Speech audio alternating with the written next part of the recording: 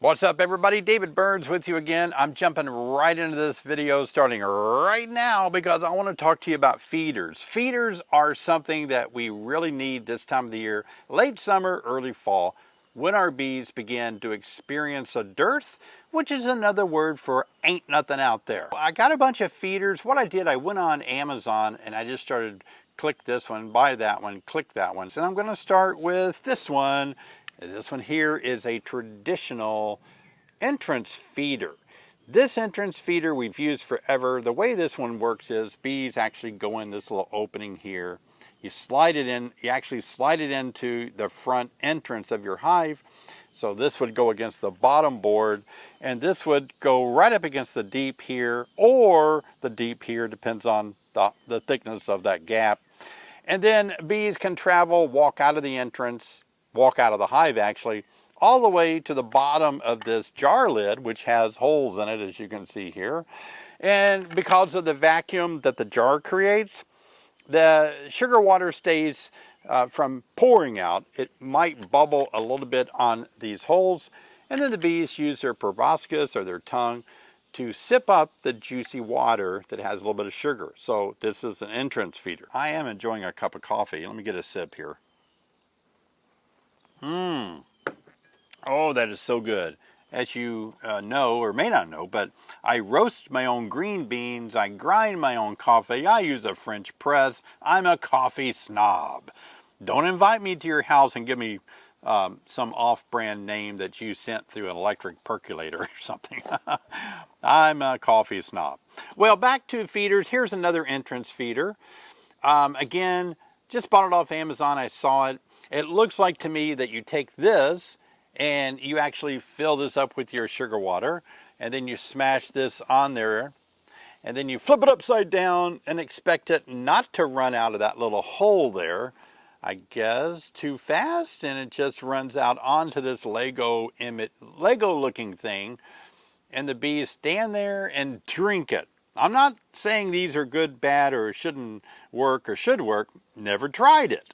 But I'm a little concerned that if the vacuum isn't really good on the seal, I mean, plastic to plastic may not seal good. It might work perfect. I don't know. I would just be cautious. I would try it over a sink or something first to see how well it's going to work before you let it drip. Again, these entrance feeders, listen, do not use them in the late summer or fall. Do not use them. Pull over. If you're listening to this in your car, get your note pen out, get your notepad, and make a note not to use entrance feeders in the fall or late summer.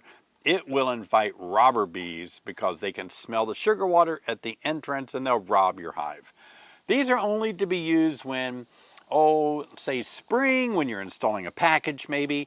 Early time of the year when there's a lot out there to forage on, because the bees aren't really going out and robbing a lot when they have an abundance of floral sources. But in a dearth like late summer or early fall, when the forage has stopped and there's not much out there at all, bees go snooping around and they'll snoop this out and rob the hive. Do not use any of these entrance feeders in the summer or fall. I've said it like 3 times, okay? Don't leave a comment below and ask me if you can use this in the fall, because I just told you no. I am amazed that in some of my videos that I make, I actually say things, but in the comment you ask a question about something that I address. So listen carefully to what I say. Here's another entrance feeder. Look at this one. This is a little different looking thing. Look at that. You actually take a water bottle, that you drink out of, drink the water, take the lid, throw it away, and then I guess you fill your little water bottle up with sugar water, and then you take this and screw it on to the bottle and flip the bottle upside down. The vacuum holds the liquid into the bottle, and I guess you slip this into your entrance again. And so, again, I'm not sure if that's going to create enough of a gap to make the vacuum not work correctly. Maybe it works perfectly. I don't know. But test it over a sink or something. Make sure it works good. Again, do not use these in the late summer or fall. Another thing that I bought off Amazon is this. It's a flying saucer. It's actually a feeder, but I thought I could actually throw this in the air, take a picture of it in the sky going over my bee farm, and then I could say a flying saucer went over my house or something. I could actually put battery lights in there. I don't know. Well, it's cool. I should have worn my alien shirt. Oh, I wore the wrong shirt. Cut. Give me another shirt. But this says not a flying saucer. It is a round feeder. And I got this in a bag from Amazon. It came with no instructions at all. And it came with 3 parts. This, and this. No instructions. Nothing. So I have to look at it and go, okay, well, they assume that I knew that I'm a smart beekeeper, I guess, that I could figure it out. And it does look like I would just put my sugar water in here, and then I would take this and put that in there by snapping in like that. And then I put my lid on like this, and then I put it somewhere. I don't know where I would put it, because this little guy here, let me get the angle just right, protrudes out from the surface here. In other words, it kind of wobbles on the table, and the bees can only go in this little hole in the middle. So if you put it and blocked it, no bees are going to go in. So I'm not sure where you put it. I guess you would put it just on your frames, leaving the gap of frames where the bees can go up through that little gap between your 2 frames into here. I don't know why. It looks too big to go into the inner cover hole. It could fit into the inner cover. No, most inner cover. It might fit into the oval-shaped inner cover hole, but it looks too big to me. Anyway, that's how it works. I'm a little concerned. I thought this plastic thing could kind of float up. It doesn't seat really well. But the way this works, by the way, is the bees go up under the bottom, through the middle. They come up in the center here. This keeps them from getting, from drowning. Because now, once you put that in there, which it doesn't go in there too well, bees stay under the clear plastic and between the white plastic wall, and they walk down in there and drink between these things. They're inside of this, and the water is on the outside. So in theory, it looks like it would work fine. Maybe this lid would hold that thing from floating up.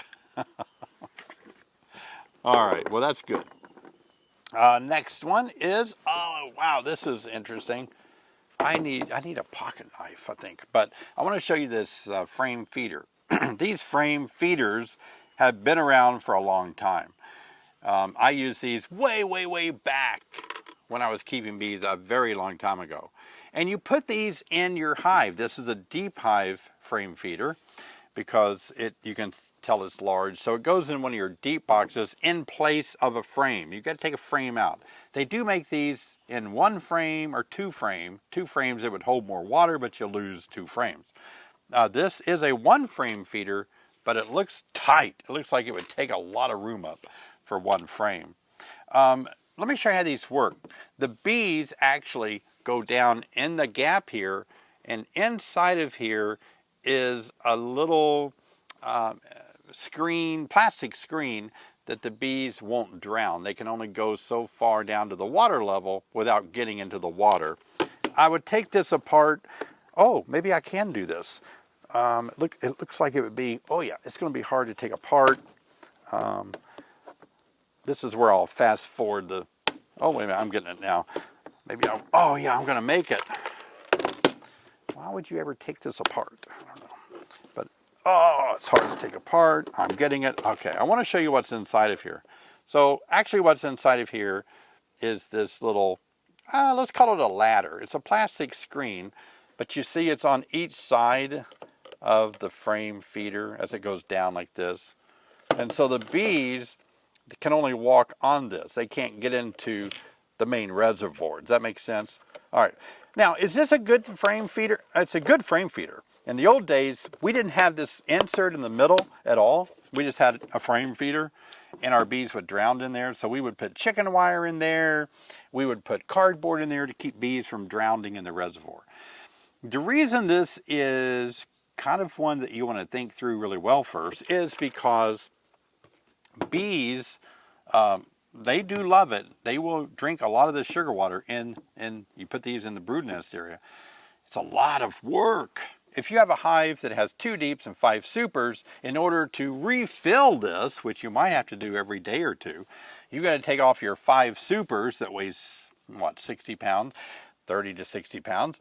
You got to get down to your first deep, and if you weren't thinking ahead and you did not put it in your top deep, then you got to take your top deep off to finally get to the bottom deep so you can fill this up again.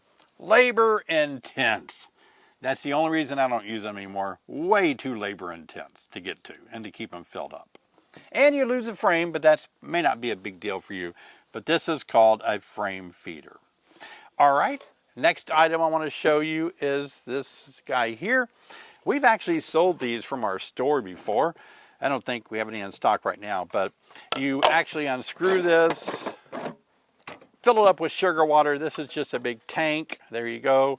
This is cool. A lot of work went into this little lid. It has a release valve with a nice seal on it. So when you're doing this, it's got a nice handle on the bottom, and you can just screw this back on and it won't leak out because look at this. Pop, pop, pop. This valve keeps it from dripping.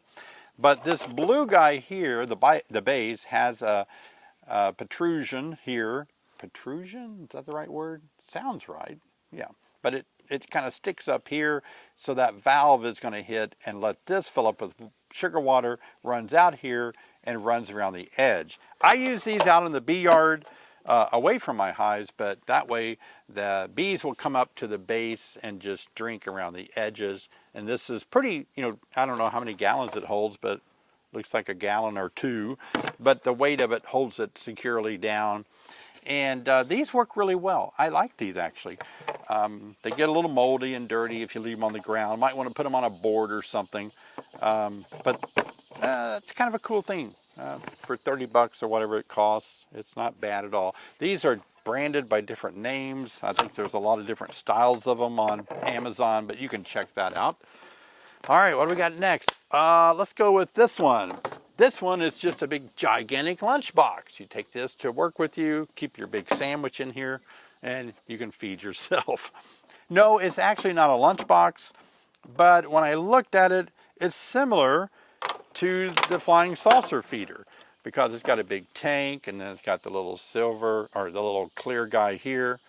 Oh, now there's holes in the top of this.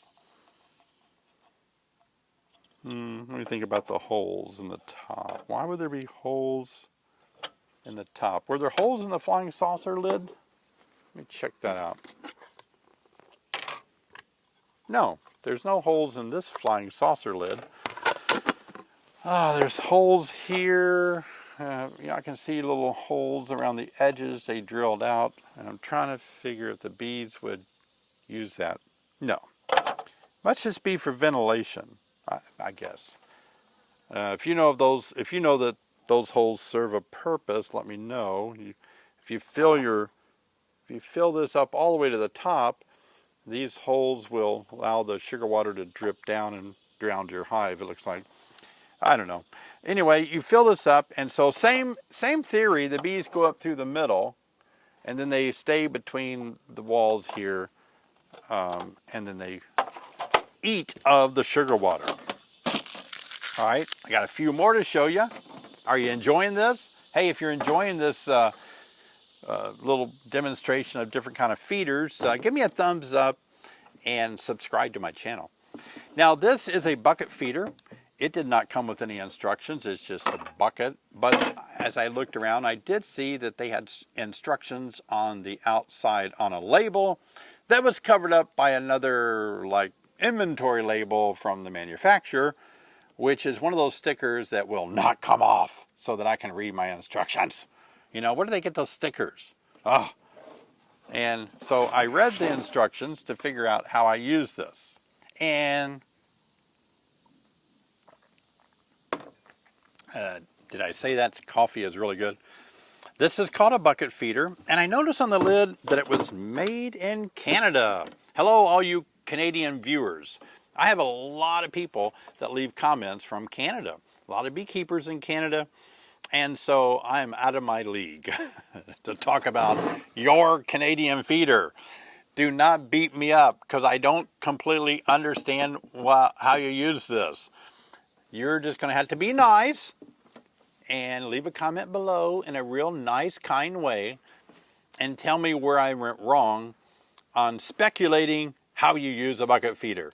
I've used bucket feeders before, but I usually make them out of brand new paint cans and things. So this one, let's see. So obviously take the lid off. I took the lid off earlier, and I thought about filling it up with sugar water, but I didn't.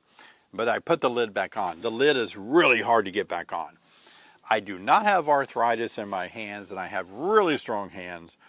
But if you don't have strong hands and you have arthritis in your fingers or something, you're going to cry trying to get this back on. It was hard for a strong person. So once I figured out the label has instructions, let me read these instructions to you because I know you can't see them. Fill bucket to just below the rim and seal cover tightly. And that was the hardest part. Instruction number 2. Invert bucket over a sink or the ground to allow liquid to settle. So once you fill it up, you've got to go to your sink or on the ground and turn it like this and let liquid settle. What does liquid settle mean? I assume they mean that because this is a hard plastic lid against a hard plastic bucket, there's no rubber gasket or anything like that, that it leaks out until there's a vacuum seal that kind of happens to hold it from just draining out. That's what I'm speculating, probably based on a feeder jar on an entrance feeder. All right, what's the next instruction say? Bucket will leak slightly for about a minute before vacuum is activated. Oh, there you go. Activate vacuum. I like that word, activated. Vacuum is going to be activated. Once our vacuum is activated, after leakage stops, place inverted bucket. Let me move more of the label out of the way. Inverted bucket in the hive, centered above the hole in the inner cover. All right. So we're going to put it on top. We're going to upside down over the inner cover hole, which makes no sense to me because there's a lip here, right? This lip here, if I put it over, since there's a lip here, if I put it flat on the inner cover, the bees could only access from the hole into this area. They can't get through or beyond this part, right? Because this part fits flat against the inner cover, holding them only in here, and I feel like the sugar water's leaking out here. I'm confused. Let me think about it more. Nope, bees couldn't get... All right, well, I'm going to wait on a comment. If this had holes in it, then it would kind of allow the bees to get some of the sugar water. But if I put it on the inner cover and it leaks out around the edges here, how do bees get on top of the inner cover if I've blocked the inner cover hole? All right, I'm done with that one. Next one, have I done them all? I think so. The final one I'm going to use is the one that I invented that you may have or know about. But this kind of takes all of what people are trying to do and you put it into one item.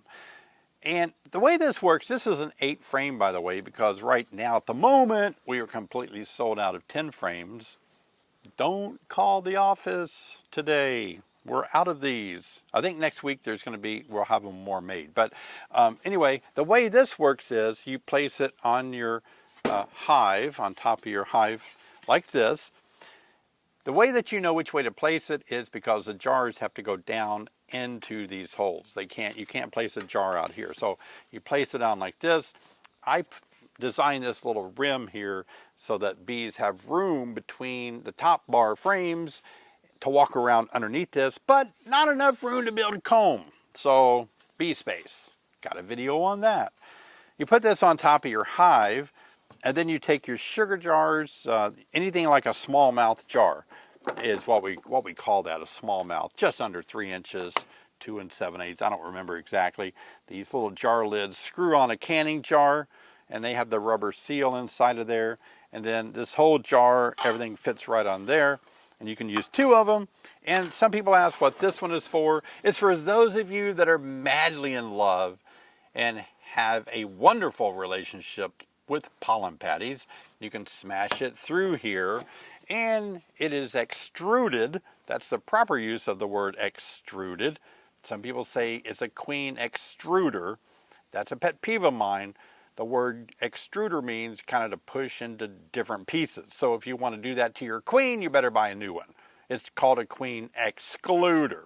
But this would be an extruder because we're separating the pollen patty into little pieces that are 1/8 inch squares so the bees can eat them if you like to do that. I personally prefer not to use pollen patties. I think they attract a little bit too many small hive beetle for me. I put my pollen powder in my sugar water here and feed it like bees get it naturally in flowers. So this is a feeder that goes right on top of your hive. You can feed it above 2 deeps, or 2 deeps and a super, or a single deep, whatever your fancy desires there. If you are putting it on top of a super, don't use that super to harvest honey, because if it's not sealed over, they may use some of the sugar water to put in that honey, in the honey super. But anyway, this is a great way. You only feed bees with this top feeder during the months like spring. Well, I mean, you can use it any time actually, but it's best to use it up until bees can no longer fly, which is around 50 degrees. They don't go outdoors a lot anymore. They kind of start clustering at 50 degrees Fahrenheit. In order to use this correctly, by the way, you got to put another box on top of it, a deep box if you want to use a full quart jar, or a honey box, a honey super box if you want to use a smaller jar. They're shorter, of course. And then you put your top cover on top of that box. The shell just allows you to have your jars poking up, and these screens hold the bees down so bees do not build comb up here. And I love the way these work. We can't keep these in stock. That's how popular they are. So that was a great invention of mine, if I do say so myself. All right, well, those are the feeders. I wanted to get those out there. I wanted to show you different feeders. By no means are these all the feeders, and some of you may use other feeders. You can leave a comment below about feeders that you enjoy. But now that we're getting into the dearth, by the way, a dearth is when there ain't nothing out there. And so you want to use these feeders, not these. Did I say not to use entrance feeders in a dearth? I hope I said that. I know I said it, but did you hear it? Do not use these. Don't make me say it again. Don't use entrance feeders during a dearth. Only use top feeders or frame feeder, or even these bucket feeders like community feeders. So let me wrap it up by just telling you this. One of the things that I really enjoy is feeding bees from the top using mine. And I'm not just trying to sell that because, gosh, we sell so many, I don't have to pitch it out here on YouTube. I'm just wanting to let you know of a good product that works well on hives. But I do want to say that really what I like the most is a community feeder. I don't know why. I just like getting a bird bath and putting 1-to-1 sugar water in there. And I think that really works well. And I've got a video coming up in a few days where I'm going to talk about what you need to do in the month of September. And that's going to be important for you to watch that video, because feeding bees strategically to raise brood is going to be the focus of that video coming up in a few days. So be sure and subscribe and click on the bell. Do you see this little bell symbol? That bell symbol, I click on bells. When I look at a YouTube channel that I really enjoy, I like what the person's saying, I like their personality, I'll subscribe and I'll click on the bell and I'll say all notifications, because I want to be notified every time they produce a video so that I can see what's new with them. I like that. I like getting notifications. Look, I got a cell phone. I enjoy my cell phone. My cell phone notifies me of things. That's what I use it for. So when my YouTube creators make new content, I get a notice that pops up and says, hey, the guy that you like made a new video. You want to watch it? I'll either watch it now or later, but you know, it helps us out if you watch it immediately. All the way through, by the way, too. So keep an eye out for that video coming up. But my best favorite way to feed bees in a dearth is out in the open, because it does two things. It makes bees get out of their hive and fly. Why is that important? They can defecate. They can get exercise. You know, I mean, they can move. They can do what bees do. They can fly, go get something, and bring it in. Now, when bees go out and get nectar, and they bring it back into the hive, it stimulates the colony to raise brood. I read a report, a study that said that the brood bees, like let's say nurse bees, they're in the brood boxes near the entrance, right? And when foragers fly in and either walk through the brood nest area to take the nectar up to the honey supers, or hand it off, transferred to bees that take it up there. In other words, nectar is being looked at as it passes through the brood nest area. And this study showed that when that happens, the nurse bees, the bees in the brood nest area, see all this incoming nectar, sugar water, but nectar, and it makes them want to feed the queen more, so she lays more. It makes them want to tend to brood better. And so I like that. I like that study. I like that idea that what's coming in the front door and going up to the honey supers, that's what happens in the spring, right? That's why the brood buildup in the spring is crazy much. It's all over the board. So again, it's going to get the bees out of the hive so they can defecate, and it's going to get bees coming back into the hive with nectar or sugar water, passing through the brood nest area, stimulating brood. And again, you're going to have to watch my next video to get a hold of that to get your bees ready for winter. I'm offering another chance for you to win my Ultimate Beekeeping online course. This is a value of $269. Here's what you need to do. I want you to leave a comment below as to what you love most about being a beekeeper. I'm going to pick the best one that moves me the most as the winner. So leave a comment, and that'll be your chance to win the Ultimate course. So many of you love this Ultimate course. You bought so many over the weekend. I want to thank you for that. You may not want to wait around to see if you win one. You just may want to bite the bullet and get it. It has so many good classes. All right, everybody, thanks for watching. I'll see you next time.